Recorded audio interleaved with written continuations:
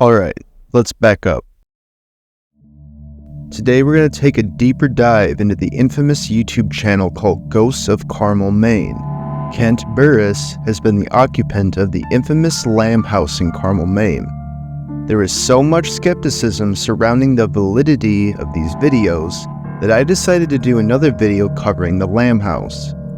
Kent has been researching into the paranormal and running paranormal investigations in his home for some time. Whether he was investigating by himself, with strangers being believers and skeptics alike, to YouTubers. There are numerous hours of paranormal investigation and clip compilations on Kent's channel, the Ghosts of Carmel Maine, that are certainly worth checking out. I'm going to start this off with my belief system of what I think might be happening to Kent. So, I'm not necessarily a believer. I've had my own experiences with things that I couldn't explain, but even till this day, I'm not 100% sold. I think that the vast amount of evidence that has been collected makes me lean towards that this is a hoax. But, just because I think it might be a hoax, it doesn't mean that it is. The world is a strange place and there is still so much that we're learning every day. So, let's dive into this together and see for ourselves. Towards the end of the video, I'm going to have a clip where Kent himself defends some of his more popular evidence to the skeptics. Get comfy, grab a snack and a drink, and let's begin. You know, when I first started these investigations here in the Lamb House, I didn't know anything about the paranormal, nothing about it, just wasn't even into it. I thought this activity was basically like all paranormal activity all around the world. You know, I didn't imagine, after looking at different locations, watching investigations done at locations, I just didn't imagine how unique the activity here at the Lamb House, but not just the Lamb House, but within Carmel itself. It's pretty amazing. Really warm right there. Make some noise. I'm going to put this down so I don't have a fan in my ear blowing on me type of stuff. So give me a second to get with these guys. Alright, please don't fall.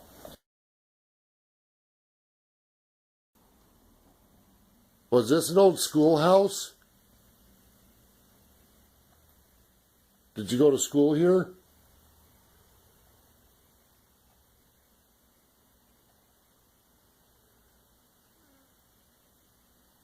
What the Did you hear that? Yeah, I did.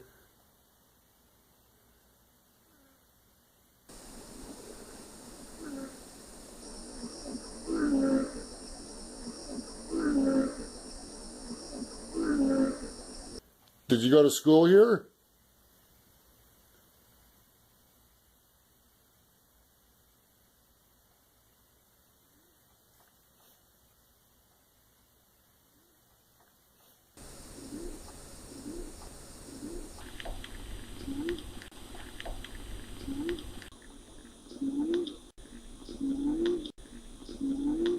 Okay, who's the child in here?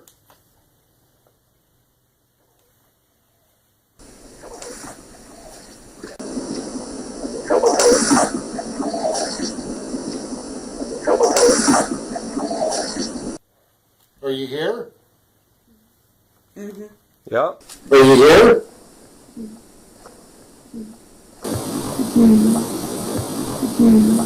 So I'm going to try this device out.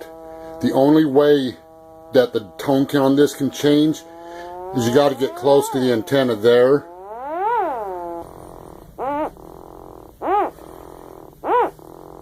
This device kind of works like a REM pod.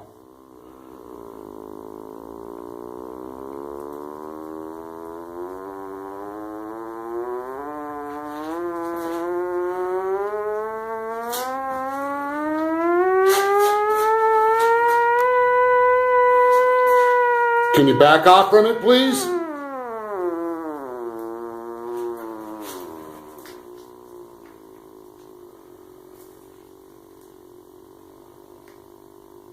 Was that you touching it? Can you verify to me you're touching this device?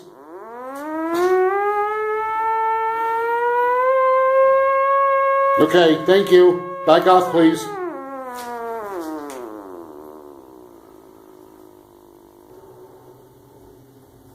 Can we try that again, please?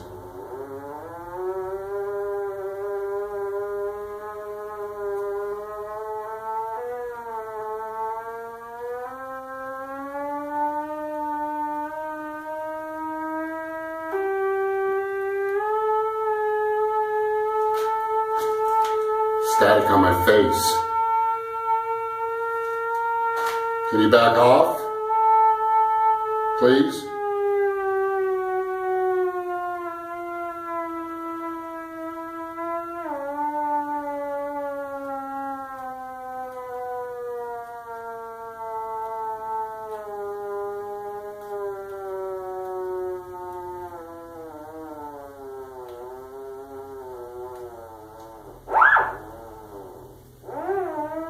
So it must have got that close.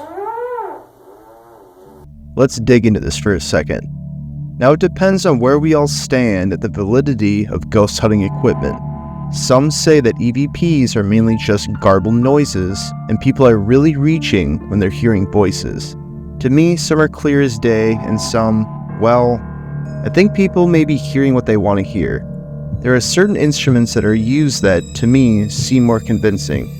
The use of a theremin was an interesting choice. I've never personally seen one used in an investigation before. Now, if you're unaware of how they work, for the theremin to register and change pitch, it needs to sense that an object, usually a hand, is nearing the antenna. The closer you get, the higher pitch it gives off.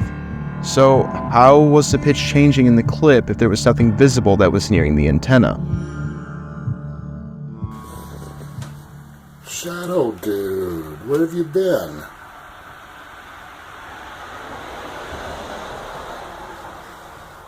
I haven't seen you in a while.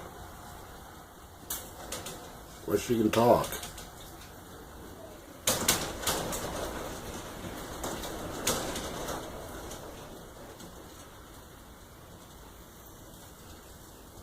Trying to say something?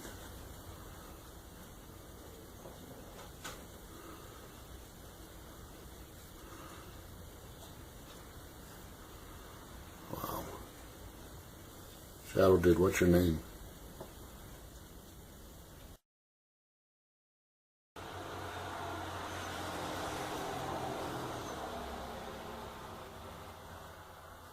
Shadow dude, I see you. The night I recorded this on the front porch, this was actually the clearest image I ever captured of Shadow Dude. I took a screenshot and you can see more of the features on his face. This is the screenshot capture that was used on the Ghosts of Carmel Maine logo.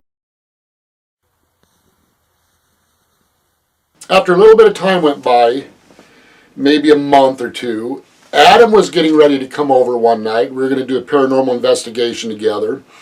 There was people downstairs in the house. Family came over to visit. But I wanted to see what the spirits would say about Adam coming over. So I'm walking through the bedroom and saying Adam's coming over. And I'm quietly trying to record this. And then that's when this happened. Adam's coming over tonight.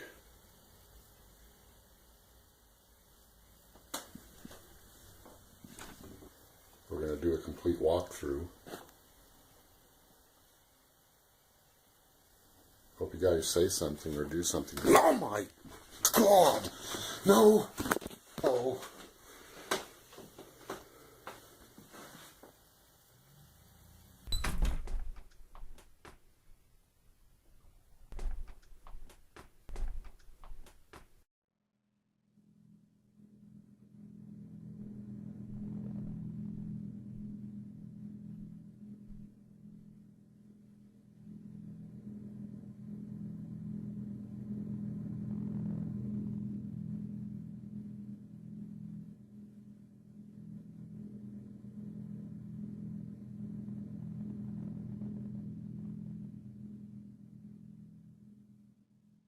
A lot of questions came up.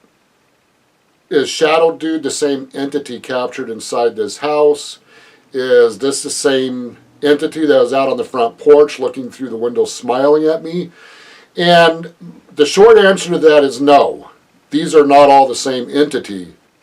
One night I was doing an investigation on Rachel, and I was walking through the house recording, And I came up to the front door with the camera rolling, and something jumped out of the tree and ran right in front of the front door. Now this thing was pretty good size, probably at least 3 foot in size.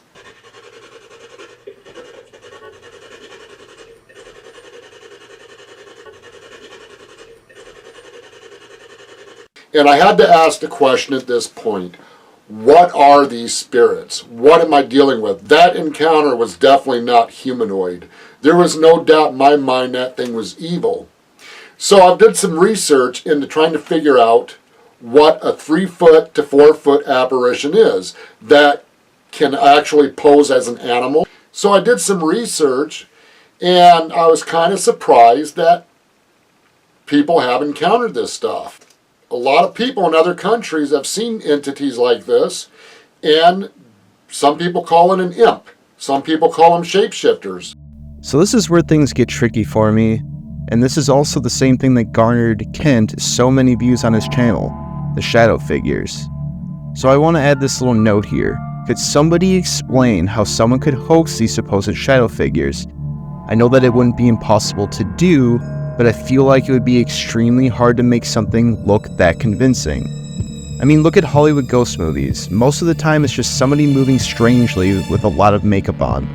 I think there might be something going on here, more than meets the eye when it comes to Kent and the Lamb House, but what do you think? Let's talk about it. In the book, A History of Carmel, I recently found a Carmel news clip that states, "Was ghosts to blame for burning a Carmel home?" Early Friday morning, shortly after midnight, the Carmel Fire Department received a call to go to the hitching post, where they found the building burning and the fire out of control. "If what happened last night doesn't prove the house was haunted, nothing would," exclaimed the 6 people who escaped. The article goes on to say, the visitors, it was reported, as well as others, and the residents, stated they had witnessed strange phenomena, music coming from out of nowhere, footsteps heard upstairs, room and lights found turned on when all were certain they had been left off. What the article says next is shocking, but confirms what some former residents of the Lamb House have told me and what our family has experienced.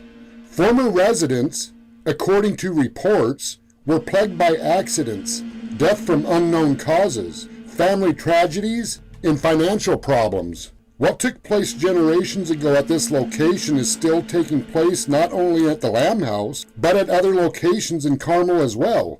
But why are there so many reported hauntings in Carmel? I've done these investigations for 6 years now. Today's July 24th. It's been 6 years.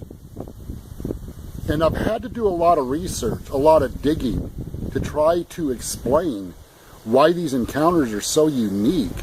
Not just here in the Lamb House, but within this village of Carmel, the Triangle, and beyond. So Kent even shows some historical print from Carmel, Maine, and gives quotes from former residents that have lived in or have dealt with the Lamb House. Again, this is all hearsay, right? It's like spreading an urban legend. I guess it could be used to further Kent's idea that the house he lives in is truly haunted. But again, stranger things have happened in the world, and there truly could be things that go bump in the night. So if that could be true, couldn't this? After looking over the video from this capture, I had no idea what this was. To me, it looked like some kind of animal jumping from the window. In fact, people went to social media and said that that was my cat jumping out the window. But this apparition figure was way too large to be my cat. Someone on social media actually believed that there is a string attached to a piece of material in the window. I took a screenshot of this encounter and ran this screenshot through different filters. These filters would show any type of string attached if this was true. You can see the AC cord hanging from the window. However, you do not see any strings, fishing lines, nothing attached to any type of material in the window. Some even said that you can see my shadow on the wall ducking down really fast as I pulled the string really hard. What happened, when I saw this apparition, I switched the camera from my right hand to my left hand. I stood behind the doorway. At this moment, I had no idea what this was. When it started moving and jumping from the window, that's when I came out from behind the doorway. That is my shadow coming up from the wall.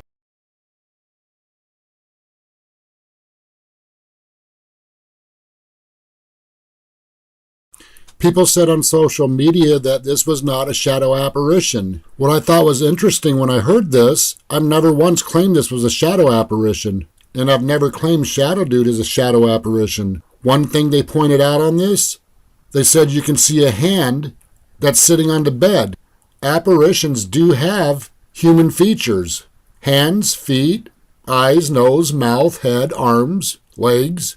Some people also said this was my granddaughter posing as Shadow Dude. When you look at this face, I can tell you right now this is not my granddaughter. And there is no way my granddaughter would fit behind this hutch. In fact, that would be impossible for any human to do that. A few people on social media said that there was a cut in this recording. They based this on the fact the room looked like it was a distant shot, but in the next frame the window was much closer. They claim this was a cut. The camera I'm using is a digital camera. It's not a high-speed shutter camera, and if you move this camera quickly, it does look like there could have been a cut in it.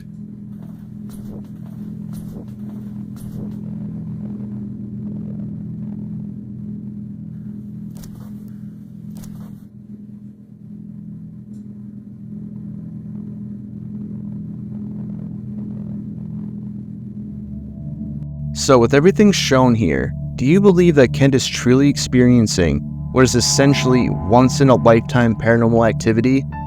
To me, he seems genuine and invites people to investigate his home with him. These are all just normal, everyday people who also want answers. Would you investigate the Lamb House? Thank you for watching this part 2 installment. Depending on what everyone wants, we might be doing a part 3 into this. So if you enjoy videos like this, please like the video and subscribe to the channel. It would mean a lot. Thanks again, and we'll see you next time.